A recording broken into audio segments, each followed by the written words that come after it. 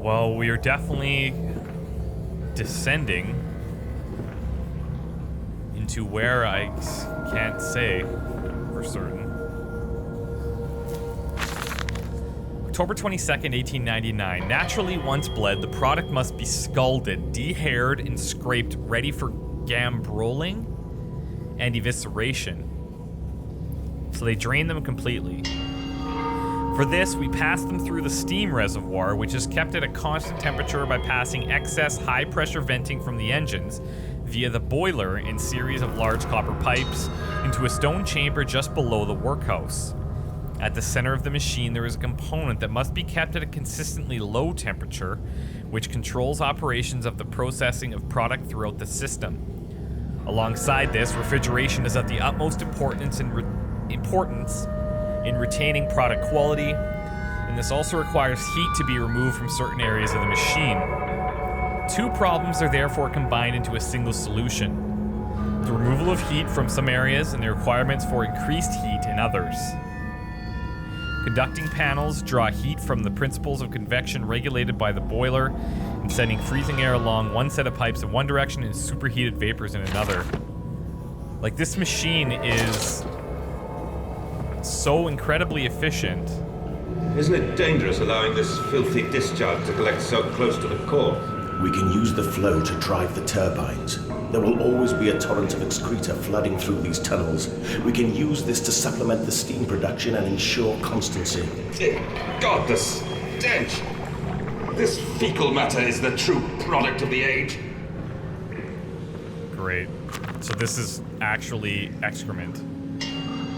My mysterious friend is correct. The sewers are indeed flooded, although with something other than what I was thinking. To descend further, I'll have to find the local sluice pumps to drop the water levels. The smell is almost unbearable. It makes me gag. Why should the saboteur have flooded the tunnels, though? What did he hope to achieve? I'm almost wondering if I sabotaged all this stuff for myself, knowing that I was going to drink some type of...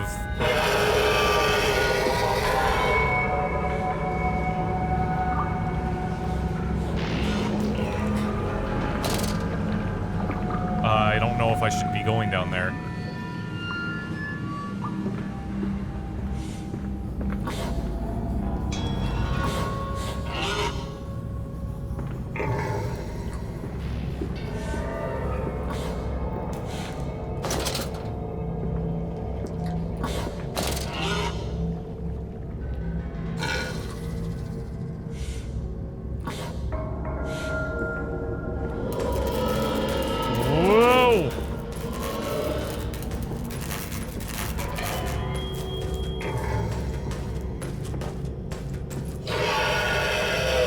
Jesus.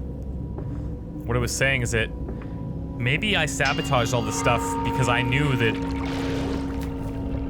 through trying to regain my memory, I would be taking these paths.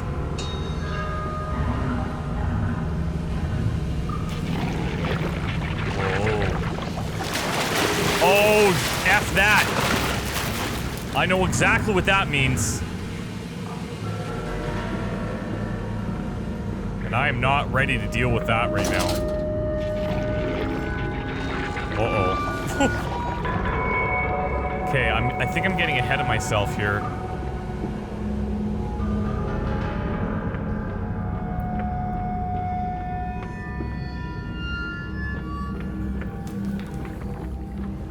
I'd like to check across first.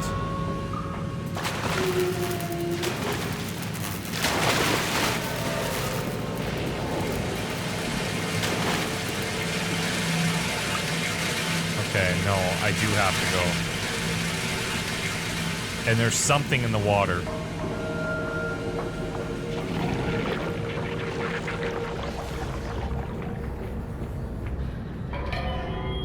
We all know how that's gonna go down.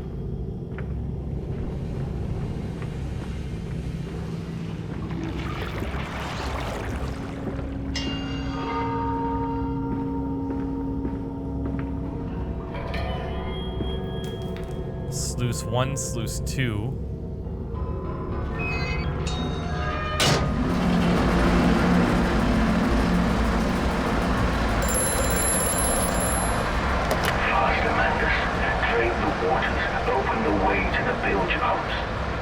are waiting for you. Yeah, you've said that every single time. Several of the older forms have breached their containment area and escaped into the sewers. Uh-oh. They remind me of my limitations. This is no Kelm, and I am no Eliahu. At least not quite yet. It is the heat generated from keeping the doorway between open that is to blame. We cannot simply pack them about with coolant as we do it at the center where the doorway is. The later versions are kept safe by the freezing temperature of those towers. Up here, where the air is hot and fetid, they become overheated, and their duality tears them asunder as the other place flies from their cells and their vitae splinters. They live sporadically, torn from one world to the other and back again in violent, unpredictable bursts. For a few seconds, they are creatures of this world, then they are torn away to cease to have physical form. This vicious ripping back and forth between the worlds has driven them quite insane. I have ordered the affected area sealed and will not allow my loyal workers to enter. These are damned places now. The abode of failed experiments, ghosts of fear and spite. Okay, so that is what's in the water. The first sluice is open. Oh shit, the pig head's gone.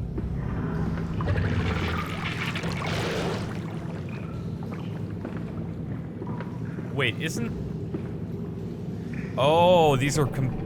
Okay, these are both sluice number 2, so... We know where sluice number 1 is.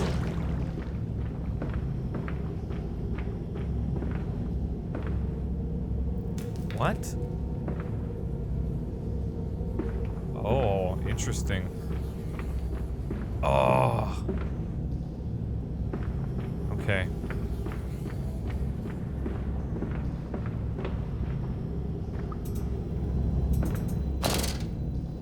Oh, there he is.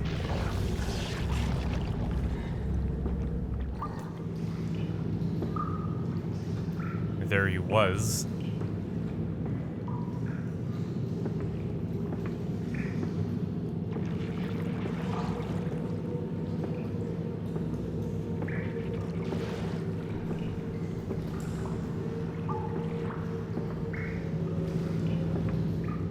Okay, so this is the original area, and to get across...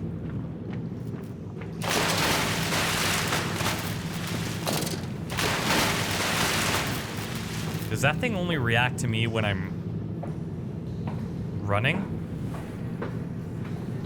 Or...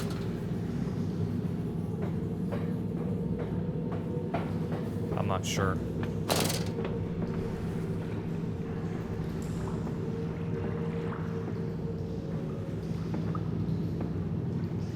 Okay, so that's where that thing went, was up there, but...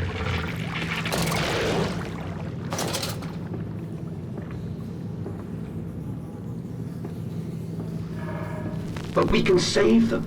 We can set them free. We can replace a rotten old world with a clean new one. Mr. Mandus, you sound every bit the fanatic. Well, how can I be otherwise, Professor? How can any man of ethics simply stand by and watch this world drown in its own excrement?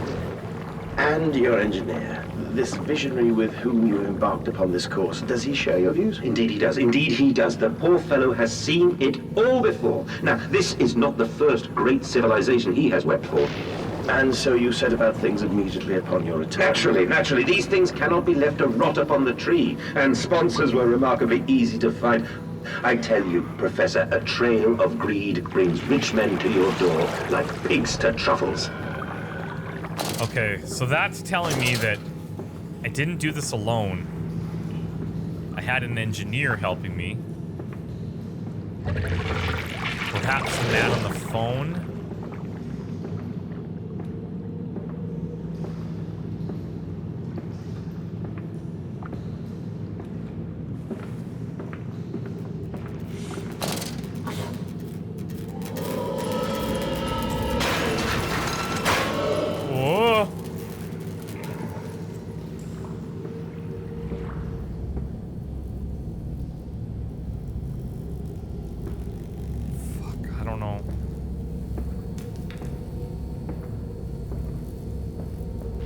here's the sneaky one. How am I supposed to get that?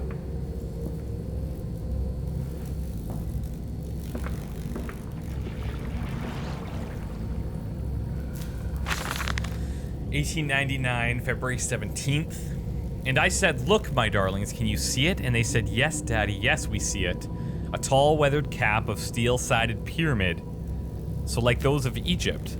Stone falling away from the summit, vines crawling about, intertwining the stucco serpents that thrive about the steps. A palpable sense of stillness, a weight of forgotten. And this is where the king sat, and this is where the priests lived. This house, this is the house of the dead, and here where the sun strikes, this is where they threw the hearts that were not consumed. No, my darlings, they most certainly were not savages. You see, they believed that the sky could fall on their heads, and they truly, truly believed that offering blood was the only way of stopping this from happening. Perhaps, my darling, perhaps they were mistaken altogether. Or perhaps their tragedy was they simply could not spill blood enough to prevent the sky from falling in upon them.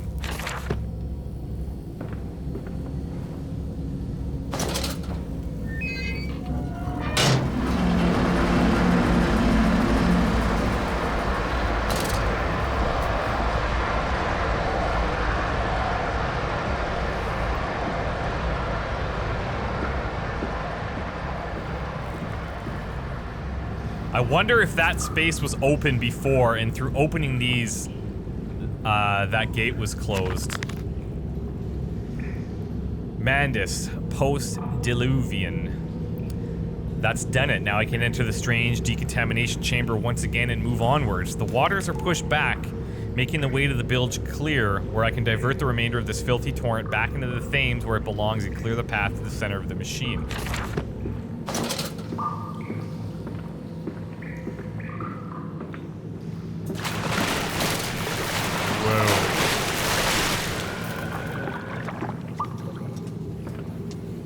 These monsters, they do have some effect. That's it, Papa. You're so near now.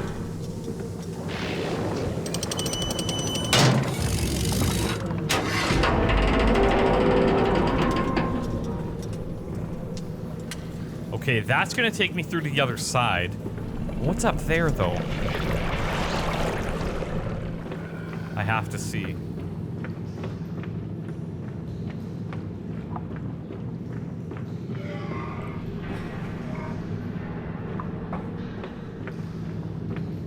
Oh, I can't. I have no way of getting across there. For now, I guess.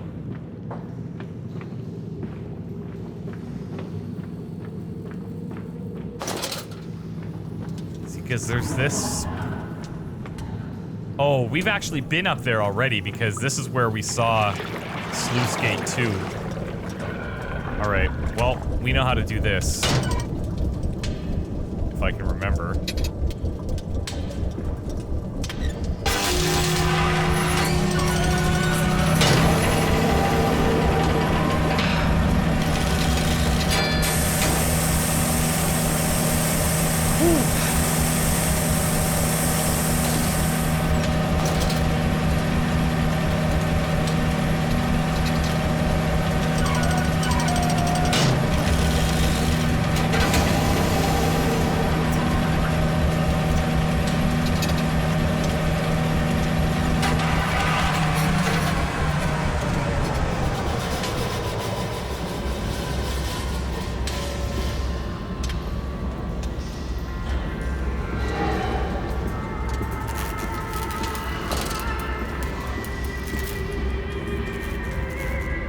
Whoa, look at this!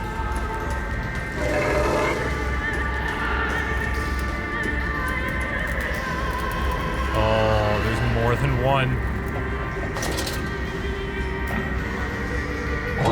Whoa!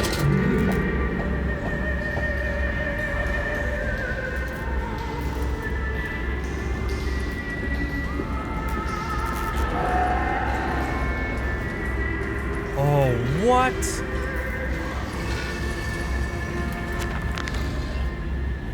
A nest of wretches. Dear God, a whole nest of these foul creatures. No mine. My instincts have drawn me thus far, and I'm sure somewhere in this dark complex is a means of further descent.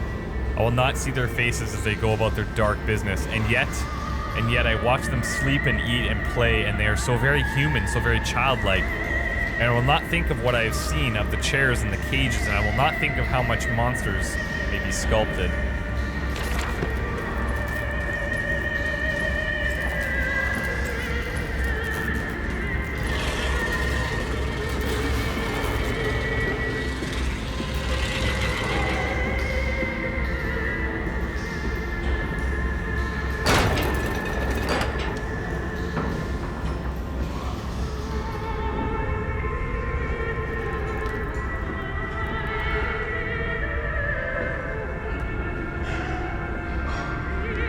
Remember, work together, sleep alone. Fraternizing will not be tolerated.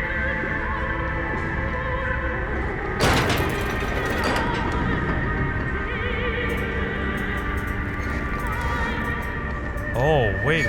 Whoa! What?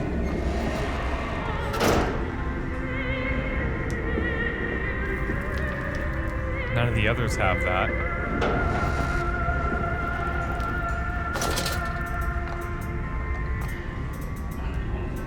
Oh my god. So they are pig-human hybrids or something.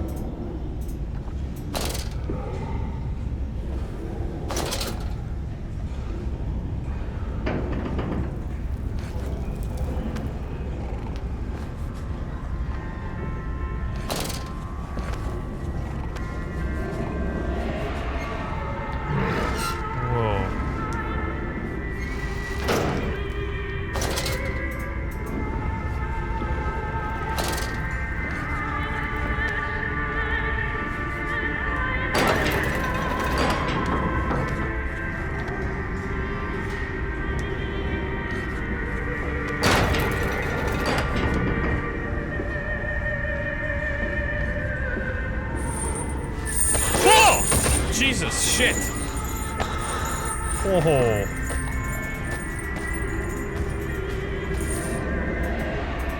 It's chained up or something.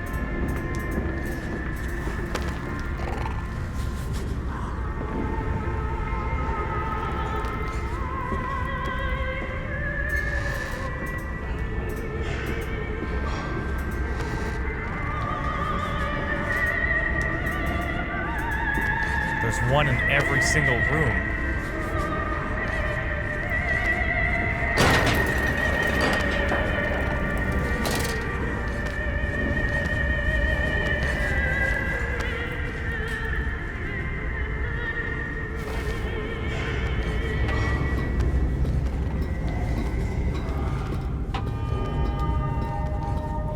This seems smart.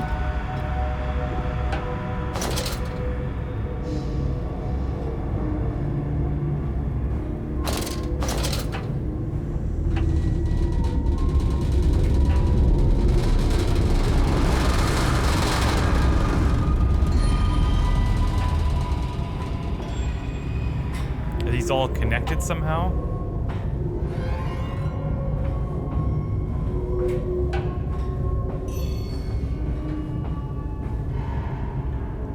I imagine these are just split.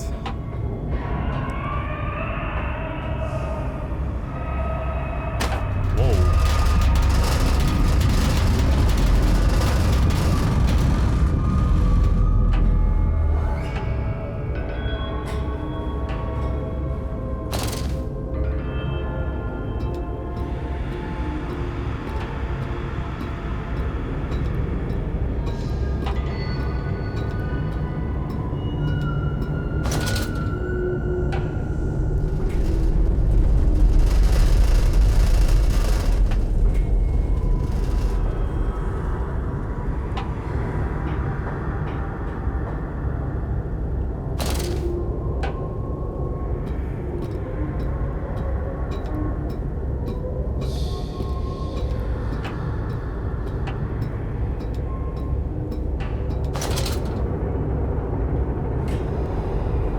What is this?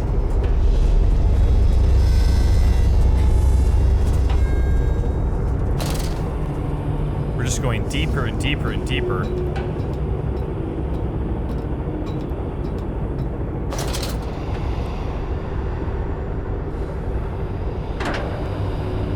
This is the bilge pump. Or bilge pump. From tide to spine, a skin of a shroud, a stump of the bled. Old Lily is fly-blown, old Lily is dead, and dreams of the jungle will flood through her head and light up her head.